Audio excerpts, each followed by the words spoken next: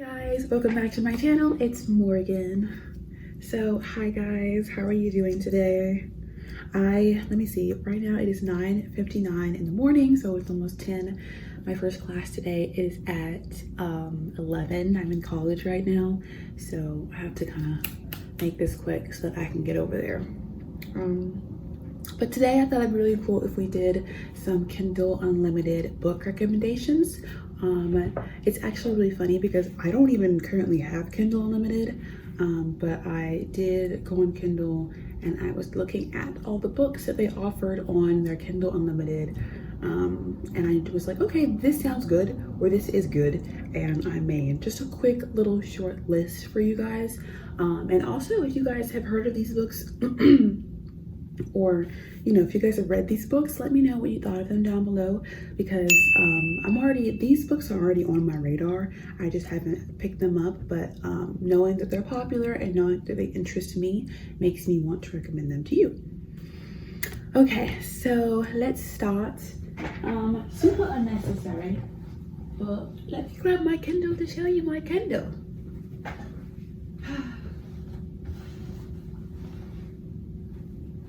This is my Kindle. I actually just redesigned it because I was bored. So I just put new stickers on there. My two themes of my stickers are like book related and supernatural related. When I got I got like sticker packs. I got them from Temu, but to be completely honest with you, I don't recommend you ever using Temu because I've heard some crazy scam stories. So after I heard those stories, I immediately deleted the app and I am completely done with them. Like I said, it was a one-time order situation and I won't ever do it again, but I'm happy they didn't steal my credit card information. Anyway, Kindle. So the first Kindle Unlimited recommendation book that I want to give to you guys is The Housemaid by Frida McFadden. So The Housemaid is a book series. It's a mystery thriller book. So this book is about a maid, and she, cleans up this house, and she kind of is creepy and spooky, and the synopsis pretty much says how she's trying to be like secretive, but she is like seeing all of the family secrets, and she's trying to blend in, and just saying how they don't know like what I'm capable of, and like just creepy shit. This one thing says, I only try on one of Nina's pristine white dresses once, just to see what it looks like. But she soon finds out, and by the time I realize my attic bedroom door only locks from the outside, it's far too late. But I reassure myself, the Winchesters don't know who I really am. They don't know what I'm capable of. Like, bitch, that's creepy as fuck. And it's actually really funny because if you guys have seen my other videos, make sure to comment and subscribe. But if you guys have seen my other videos, you'll know that I have truly never read a thriller or mystery book that I loved. So definitely thriller and mysteries are like a very big red flag for me. Like I go into them very cautiously because it has never gone my way. But this does sound pretty interesting. And it's a short book. It's 330 pages. So that's also a plus for me. So the second book is Things We Never Got Over by Lucy Score. This is also first book in a series.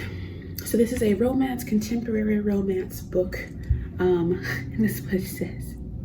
Bearded bad boy barber Knox prefers to live his life the way he takes his coffee, alone, unless you count his basset hound Waylon. Knox doesn't tolerate drama, even when it comes in the form of a stranded runaway bride.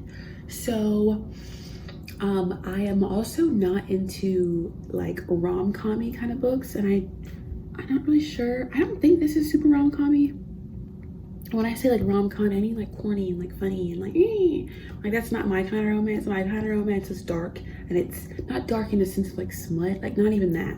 Dark in the sense of like sad and depressing, like morally, like something crazy is going on. I don't know. That's my kind of romance. And I think this might fall under that category. I don't know, but it was nominated for Best Romance. And it is a Goodreads Choice Award, so I mean, I'm sure it's worth my time. It is a long book. I'm not a fan of long romances because I just don't understand why, specifically when it's not a fantasy. Like, why is it 500 pages? So go into that cautiously, but of course, if you have read that and you loved it, let me know down below if you recommend that. Next book is called Where the Forest Meets the Stars. So this book is by Glendy Vandera. Pretty sure I'm saying that wrong, but this book was also nominated for Best Fiction for the Goodreads Choice Award. So this is actually a debut novel about a mysterious child who teaches two strangers how to love and trust again. That's sweet. Okay, so a child forms a bond, and though the three have formed an incredible bond, they know difficult choices must be made. As the summer nears an end and Ursa gets closer to her fifth miracle, her dangerous past closes in. When it finally catches up to them, all their painful secrets will be forced into the open, and their fates will be left to the stars. I always find that kind of interesting whenever I read a synopsis and it doesn't even make sense to me. But I kind of am getting the feel. Let me scroll down and see. Yeah, I kind of got that vibe that it was magical realism. Pretty interesting. I've never personally read a magical realism book. I don't know if they're my cup of tea, just because I don't know. I feel like it's kind of weird to be in the middle of real and not real. Like, pick a side. But if you guys like magical realism, let me know. And if you do, like I said, I recommend checking this book out on Kindle Unlimited. It falls under the categories of fiction, mystery, romance, fantasy, and magical realism. Also a pretty short book, 332 pages. So yeah, I mean, shoot, it's got a good rating. I'll have to check it out because I do like a sad book, and the reviews are saying it's emotional, so that's my cup of tea. If you guys have any emotional books, put them down below. I like to cry. Okay, so the next book is called The Deal by L. Kennedy, another book series, highly rated. This was nominated for Best Romance on the Goodreads Choice Award.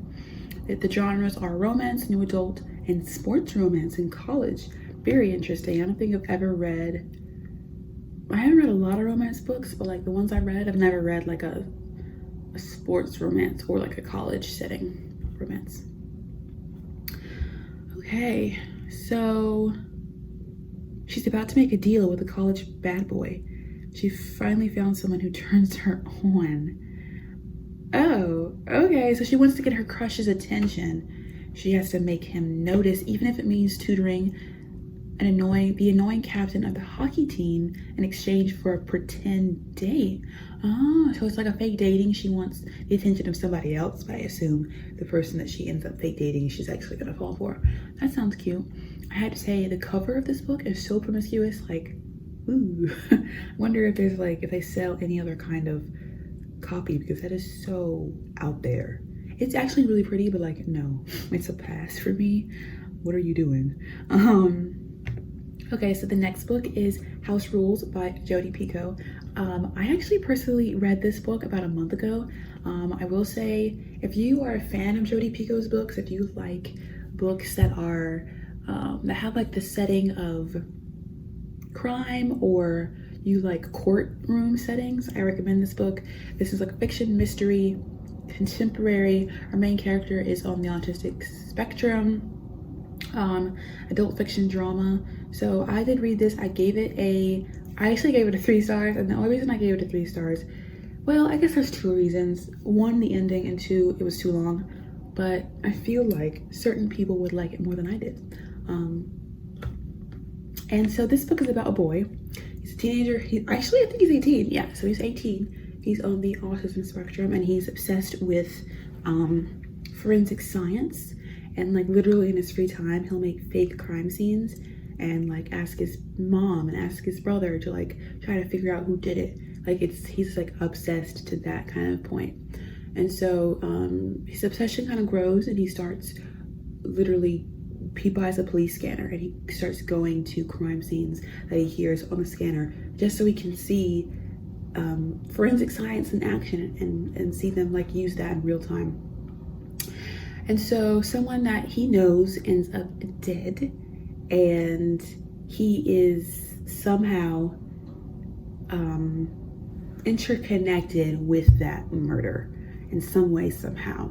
And later on in the book, he actually gets, the police think he killed this person. And the book is like, did he do it?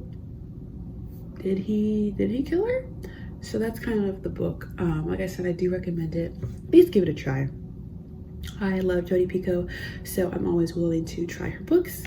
And so the last book I want to recommend is A Darker Shade of Magic. I think every book I've recommended is literally in a series, which is hilarious. Oh, except for The Forest Meets the Stars. But like other than that, and House Rules. Okay, so Darker Shade of Magic by V.E. Schwab. I have never personally read a book by V.E. Schwab, so I am honestly very intrigued by her as an author. I've heard her name. Wait, is it a girl? I actually don't know. I'm kind of making the assumption that that author is a female, but I actually have no idea. Interesting. I don't know why I thought female, but I just do. Okay, here. I'm on Goodreads, so I see her profile picture. It's a woman. Okay. Anyways, so V.E. Schwab, Darker Shade of Magic. Another book series. This was also nominated for Best Fantasy, Goodreads Choice Award. This is fantasy, young adult, magic, and adventure. So this book is honestly a little confusing. I think I've read the synopsis like, you know, prior, thinking about reading it, but I never actually committed to it. It says, Kel is one of the last Antari magicians with a rare, coveted ability to travel between parallel Londons, red, gray, white, and once upon a time, black. So this is kind of interesting. He's a smuggler, and something happens. I don't know, he meets somebody and they have to go to another world for something. And now, I don't know, the synopsis is very kind of fluid. It's not really trying to give you too much, but like I said, if you're into fantasy adventure, I would say go for it. It's funny because this is listed under both YA and A, so that's kind of interesting. 400 pages, so not too crazy for a fantasy. I would say that's pretty reasonable.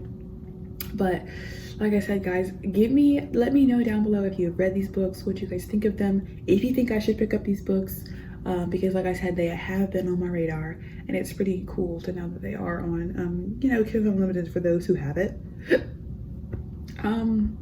But yeah, guys, thank you so much for watching.